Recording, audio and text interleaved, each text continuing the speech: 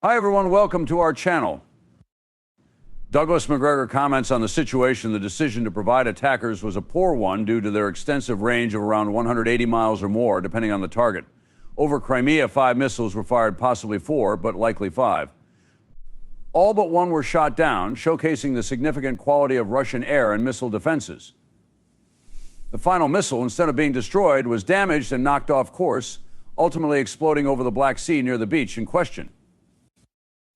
The cluster munitions inside did not ignite or detonate for some reason and fell harmlessly to the ground. This interruption in the missile's mechanics, although people were killed and injured, prevented the lethal bomblets from causing more damage.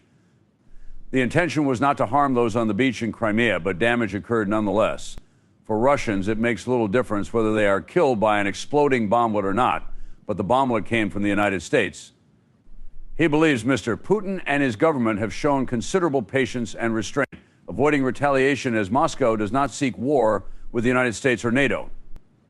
It is Washington and its European allies that seem to desire conflict with Russia, though this desire has waned upon realizing Russia's strength. Currently, the situation in Ukraine is deteriorating rapidly.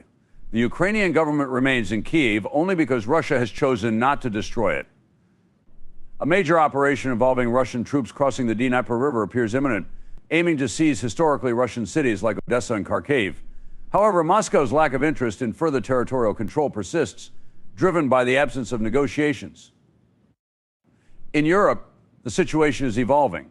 While Norway remains stable, the continent faces turmoil, with France on the verge of revolution. President Macron's tenure is nearing its end, and attempts to replace him with another globalist figure are unlikely to succeed. The French populace is awakening, and the nationalistic French army committed to the French state will not remain passive. A significant upheaval and subsequent resurgence of the French nation are expected, potentially altering the European landscape. Rumors of various strange occurrences abound. He notes that there is some discussion in a French outlet about seeking assistance from the UN, EU, and NATO to intervene in France to prevent the revolution. This idea is considered laughable, as NATO has rarely been effective with ground forces in such situations. The notion of introducing foreign ground forces into France recalls the failed attempt by the Brunswick troops from the Holy Roman Empire during the French Revolution of 1789 to 1790, which ended in failure. He believes France is heading towards significant turmoil, which will eventually shift the country's focus away from the war against Russia. He predicts that the future French government will likely renounce the war and turn inward, a trend he also expects to see in Germany. While the Germans are not the French, he anticipates a similar governmental change, leading Germany to distance itself from the conflict with Russia.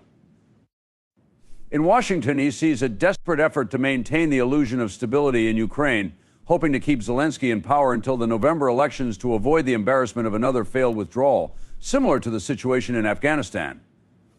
He argues that the same military incompetence that plagued the Afghanistan withdrawal would have occurred under any administration due to the same incompetent leaders.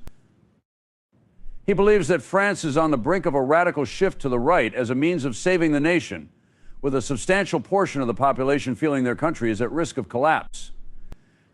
Despite potential resistance from loyal communists or globalists, similar to Antifa or BLM, the general French populace is now fully aware of the situation and demanding immediate systemic change.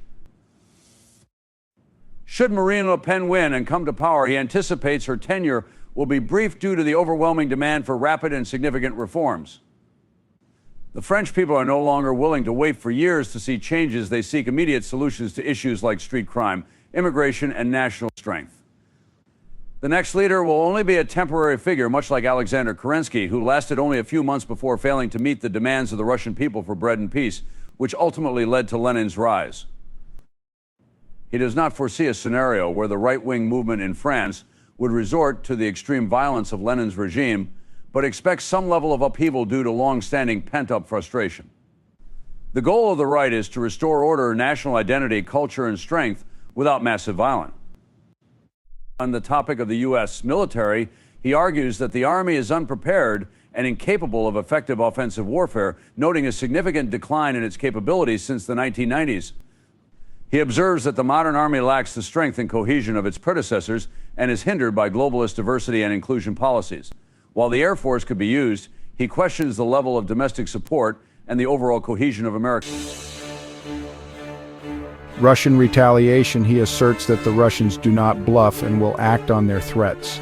The past 2 years have seen promises of a NATO ground force in western Ukraine that never materialized, and he doubts that any new ground or naval strategies will. The repercussions are evident when looking at Latin America. He highlights that countries like Mexico, Venezuela, and Cuba have historically been hostile to the United States and the West. Going back to the Spanish Civil War, these nations supported the communists against the nationalists. This historical context reflects America's soft underbelly, with millions of people crossing the Mexican border. Putin's strategy of horizontal escalation involves expanding conflict globally rather than engaging in direct confrontation. He notes that Putin has been active in various regions. For instance, President Trump's efforts in Hanoi aim to denuclearize the Korean Peninsula, a plan supported by China and reluctantly accepted by Russia. China prefers a thriving, prosperous Korea over North Korea's current state of decline. While North Korea has been more of a Russian satellite, China views it as a potential source of conflict and instability. Putin's visit to Vietnam illustrates Russia's strategic maneuvering. Despite historical conflicts between China and Vietnam, the Vietnamese have maintained good relations with Russia due to past support in their war against the United States.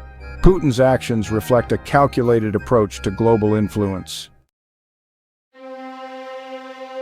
Engagement in the Middle East is driven by Middle Eastern elites' dissatisfaction with U.S. policies, which has fostered new alignments against the U.S. U.S. and Europe current leaders are seen as lacking genuine interest in European welfare, instead pursuing a globalist agenda that undermines European identity by introducing millions of non-Europeans. This approach, he argues, is unsustainable and will come to an end, reflecting a broader discontent that will also affect the U.S. eventually. Similar problems will emerge in the U.S. as well, exacerbated by an unsustainable debt. The situation, he points out, is that while Norway's financial management is sound, due to its sovereign wealth fund, the rest of Europe, especially Germany, faces severe economic challenges.